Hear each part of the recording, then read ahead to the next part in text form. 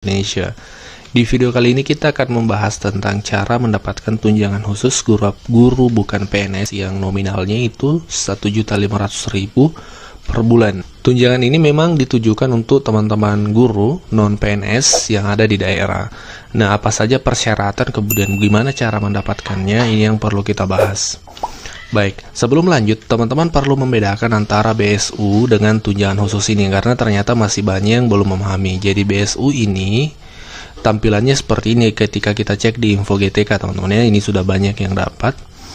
Nah, sedangkan untuk tunjangan khusus itu seperti ini, teman-teman. Nah, itu juga dicek melalui info GTK. Jadi tunjangan ini kedua-duanya itu dicek di info GTK. Nah, BSU ini teman-teman perlu dipahami, ini diberikan sebagai subsidi dari pemerintah di masa pandemi ini. Ini tidak selamanya ada.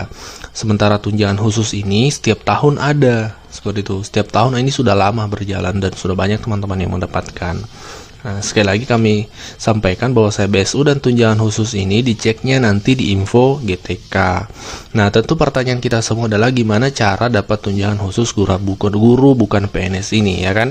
Nah, untuk mengetahui itu, maka pedoman kita adalah ini teman-teman, Peraturan Sekretaris Jenderal Kementerian Pendidikan dan Kebudayaan Nomor 6 Tahun 2020 tentang petunjuk teknis pengelolaan penyaluran tunjangan profesi dan tunjangan khusus bagi guru bukan PNS. Nah, ini adalah landasan aturannya. Di sini semua dijelaskan. Kita akan mendalami dan kita akan bahas.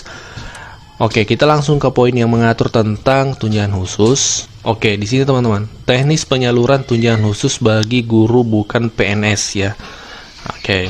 Nah, di sini diatur tentang kriteria penerima tunjangan khusus atau syarat-syarat untuk guru yang memenuhi syarat sebagai penerima. Yang pertama adalah guru bukan PNS yang bertugas pada satuan pendidikan di daerah khusus yang daerahnya ditetapkan oleh menteri dengan kriteria jumlah penerima tunjangan khusus pada satuan pendidikan tidak melebihi kebutuhan guru dan kepala sekolah ideal pada satuan pendidikan tersebut.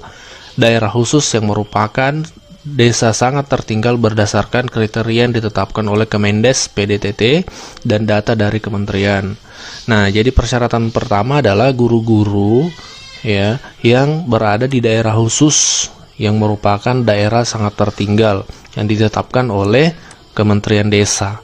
Kemudian bisa juga guru bukan PNS yang menerima tunjangan khusus juga dapat ditentukan berdasarkan pertama kepentingan nasional, kemudian program prioritas pemerintah pusat, ketersediaan anggaran sesuai dengan ketentuan peraturan perundang-undangan. Nah, seperti itu. Kemudian yang kedua, syarat yang harus dipenuhi adalah memiliki NUPTK. Ini kalau di tunjangan khusus wajib ya. Kalau di BSU kemarin bantuan subsidi upah itu NUPTK itu tidak menjadi persyaratan. Kemudian memiliki SK penugasan mengajar sebagai guru dan kepala sekolah di satuan pendidikan dan pada daerah khusus dari pejabat pembina kepegawaian atau penyelenggara satuan pendidikan yang diselenggarakan oleh masyarakat sesuai dengan kewenangannya.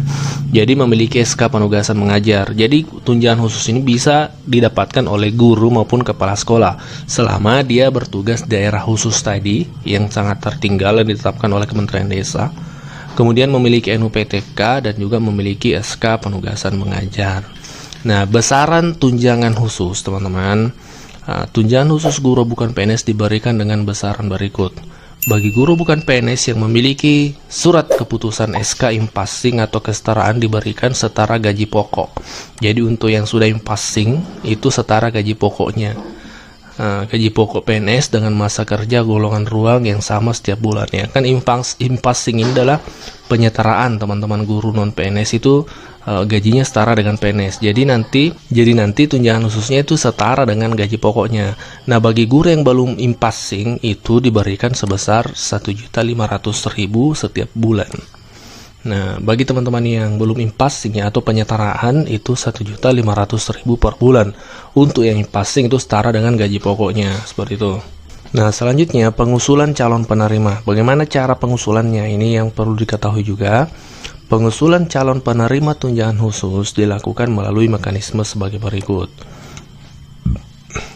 Yang pertama, Ini Dinas Pendidikan yang mengambil langkah pertama. Dinas Pendidikan mengusulkan calon penerima tunjangan khusus secara daring berdasarkan data calon penerima tunjangan khusus melalui aplikasi Sistem Informasi Manajemen Aneka Tunjangan SIM-Antun berdasarkan hasil verifikasi mulai bulan Maret untuk pembayaran tunjangan khusus semester 1 tahun berjalan dan bulan September untuk pembayaran tunjangan khusus semester 2 tahun berjalan. Nah, jadi pengusulannya itu dilakukan oleh Dinas Pendidikan seperti itu. Kemudian dalam hal Dinas Pendidikan belum mengusulkan calon penerima tunjangan khusus paling lama tanggal 31 Mei untuk semester 1 dan paling lama tanggal 30 Oktober tahun berjalan untuk semester 2, maka Dirjen KTK dapat mengajukan penetapan calon penerima tunjangan khusus yang memenuhi persyaratan kepada Pusat Layanan Pembiayaan Pendidikan. Pusat Layanan Pembiayaan Pendidikan mengumpulkan data calon penerima tunjangan khusus dari Ditjen GTK untuk diidentifikasi dan dianalisis dan kemudian dilakukan penetapan sebagai penerima tunjangan khusus. Nah, Dinas Pendidikan yang menolak pemberian tunjangan khusus harus menyampaikan surat penolakan yang ditandatangani oleh Gubernur, Bupati, Wali Kota kepada Menteri Ditjen GTK. Unit pelaksana Ditjen GTK menyampaikan penolakan tersebut kepada Pusat Layanan Pembiayaan Pendidikan paling lama diterima 30 April pada tahun berjalan. Nah, jadi pengusulannya teman-teman ini dilakukan oleh Dinas Pendidikan. Yang pasti yang pertama adalah teman-teman memenuhi persyaratan-persyaratan yang tadi yang kita sudah jelaskan di atas. Salah satunya memiliki NUPTK, kemudian bertugas di daerah terpencil seperti itu. Nah, ini peluang besar untuk teman-teman mendapatkan tunjangan ini. Nanti bisa komunikasi ke dinas ya, atau biasanya dinas yang otomatis memproses ini biasanya tinggal diinfokan ke guru terkait seperti itu. Nah, ternyata bisa juga dilakukan penggantian penerima tunjangan khusus. Guru yang pernah menerima tunjangan khusus dapat diganti dengan guru lain yang belum atau tidak menerima tunjangan khusus apabila guru yang pernah menerima tunjangan khusus tersebut tidak lagi memenuhi persyaratan sebagai penerima tunjangan. Guru pengganti sebagaimana dimaksud pada huruf A harus memenuhi kriteria sebagai penerima tunjangan khusus. Nah, penerbitan SK teman-teman itu ada 2 tahap. Yang pertama SK tahap 1 itu mulai bulan Maret. Nah, seperti itu. Kemudian SK tahap 2, tunjangan khusus tahap 2 itu bulan September. Jadi ada 2 tahap penerbitan SK-nya seperti itu. SK tunjangan khusus dapat diunduh oleh Dinas Pendidikan melalui aplikasi SIM-Antun. Jadi memang SIM-Antun ini adanya di Dinas Pendidikan, teman-teman. Di sini semua usulan-usulan tunjangan ada semua di sini. Nah, ketika teman-teman sudah dapat tunjangan khusus tersebut, di info GTK-nya akan muncul seperti ini, teman-teman. Pembayaran tunjangan khusus. Nah, tampilannya seperti ini.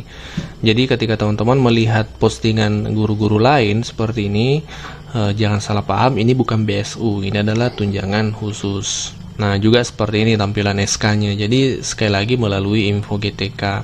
Nah, terkait bantuan subsidi upah, mungkin ada teman-teman yang bertanya, terus bantuan subsidi upah seperti apa?